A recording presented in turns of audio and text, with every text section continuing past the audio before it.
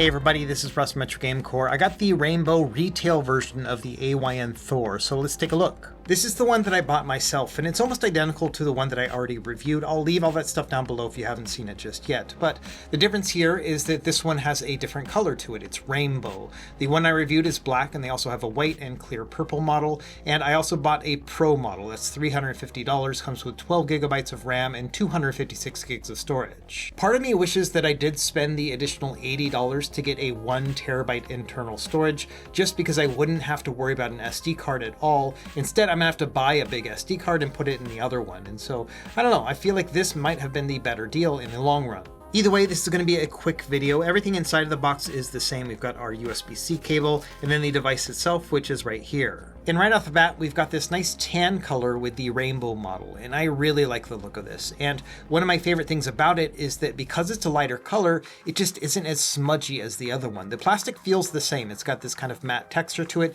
kind of smooth around the edges, so it feels really nice, but I love the fact that it's not very fingerprinty at all. Here's a look at the black one. It still feels really nice as well, but it does get just a little bit smudgy. You can see how the color just kind of changes across as I touch it, and that's something I don't have to worry about with the rainbow model. Now, in terms of design and everything else, it's all laid out the same. We've got our volume, power buttons, our micro SD card slot. Yeah, so everything here looks identical. It's just in a different color. But when you open it up, it does look quite different.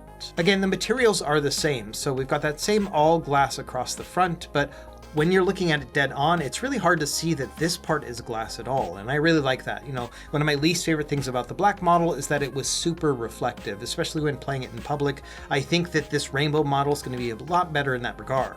There are some other key differences too. We've got gray analog sticks and a lighter D-pad on the rainbow one, and then of course we've got these rainbow colors with the face buttons, and I really like that. In fact, I kind of hope that AYN sells these rainbow buttons so that people can put them in their other models, because I think this just looks really sharp in any of the different color options. My other initial takeaway between the black and the rainbow is that everything just kind of stands out a little bit more on the rainbow model. I don't really mind that, but if you're looking for something where everything just kind of blends together, like the speaker holes and the menu buttons, then this definitely just kind of matches a lot more nicely. Whereas with this one, it kind of looks more like a gaming console or a gaming device. It's not quite as sleek. But for me personally, I think this design looks great. It kind of has more of a Nintendo quality to it, and given the fact that, you know, the majority of the games I'll be playing on this are going to be Nintendo-style games, this is just a really excellent fit for me. I like the lighter color of the analog sticks, and they feel exactly like the review model. Same thing with the D-pad, it's got that nice dome switch connection. And so yeah, I think just in general, this thing is really sharp looking. I really do love these colored face buttons too. Now, I spent a little bit of time with this handheld, just a couple hours at this point, but I did load it up with some emulators and games, and yeah, everything here is functioning exactly as you would expect with that review model that I already covered. One of my favorite experiences so far over the past couple hours is that even though I've been, pushing my fingers and hands against the sides of the device, there's no visible smudging. It's still there, but because we have a lighter color, it doesn't really show up like it did on the black model. And so, to me, this one just has a much cleaner look and aesthetic even after using it for several hours. I mentioned in my review video that a microfiber cloth feels almost essential with the black model just because I spent so much time wiping away all those smudges, and it hasn't been an issue at all with the rainbow model, so that makes me very happy. So I think just in terms of the overall look and feel, I definitely am preferring the rainbow one. I think I made the right decision. Now, there may be some situations where this color scheme is not as good as the black one, and one of those is going to be this bottom screen down below. It's not a 4:3 aspect ratio. Instead, it is a little bit taller, which means that when you play 4:3 content like the bottom screen on a DS and 3DS, you're going to have black bars at the top and bottom. And so here is Apollo Justice on the Nintendo DS as a good example, 2 different 4:3 screens, and you can see that this one naturally will center the 4:3 display, so you're going to have a little bit of black bars at the top and bottom, and with a lighter colored device like this, these black bars really do show up. And when you compare that to the black model, you can see that those black bars are still there, but they just kind of disappear into the background. And that's one of the lovely things about having an OLED display is that, yes, it just kind of blends into everything else. And so this is all really a personal preference, and there are some things you can do to mitigate it. For example, within Melon DS, you can make a custom visual profile, which will move up the screen to the top of the display. I'm working on a starter guide for the Thor and other 2-screen devices. I'll show you how to do that in that guide. Now,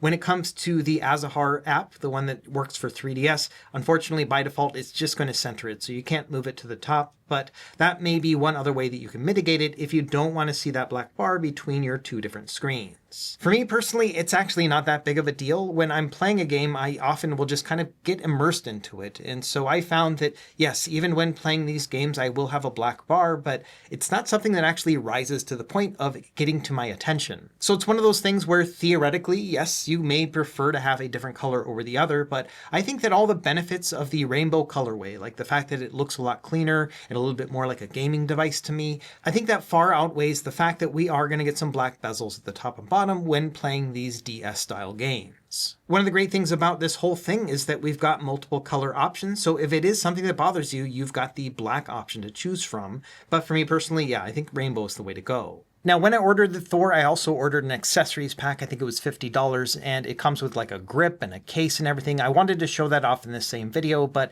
they haven't shipped it yet. I think the gray version of the grips just aren't ready yet. So unfortunately, we'll have to save that for a different video. However, I do happen to have a couple of the accessories just by virtue of making some reviews. And so we've got the TPU case, which goes over the front of it, as well as the grip. So let's see how these ones look. The TPU grip just kind of snaps onto place here. It's very easy to get it set up, and I think it looks okay. Personally, it's a little bit too reflective for me, but it's a lot less than it was on the black model. So if you are looking to protect your device on the top and bottom, this is definitely a way to go. Just bear in mind it doesn't fully cover everything, so like right here, there's nothing being covered. It makes the device a lot easier to grip because your fingers just kind of grip on it, but I also find it to be kind of sweaty and reflective. And so personally, every time I've put this on to test it out, after about 5 minutes, I end up taking it off.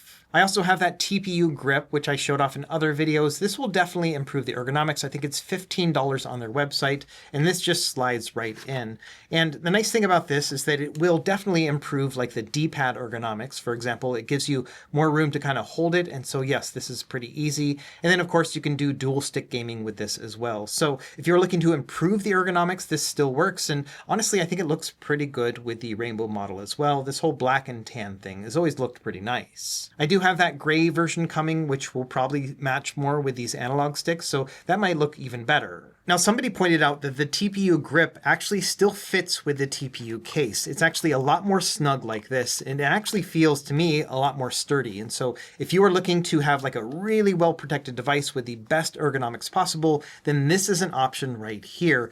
The other nice thing about it is that this TPU grip just doesn't feel quite as like slick and, sweaty as the other one. And so this actually does feel better. And yes, it is well protected. So this combination is certainly an option as well. I'm not really sure how many things you want to add to the Thor. One of my favorite things about it is how thin and kind of sleek it is. And so for me personally, I don't plan on throwing a bunch of accessories on my device, but if you do want to protect it for the long run, then this is an easy way to go. Okay, one more quick trick I wanted to mention before we wrap up is that, some people have noticed that they get a little bit nervous about closing this device because you can actually bend the screen a little bit because we have this little platform here. And so some people are worried about putting it in their bag. Same thing with one thing that I observed as well over the time that I was testing it was that because we had those little gaps underneath, I would sometimes find little specks of dust in my device when I would throw it in my bag. Just, little things like lint or whatever would get inside because we had that little gap there. Now, one easy way to fix this, if you would like,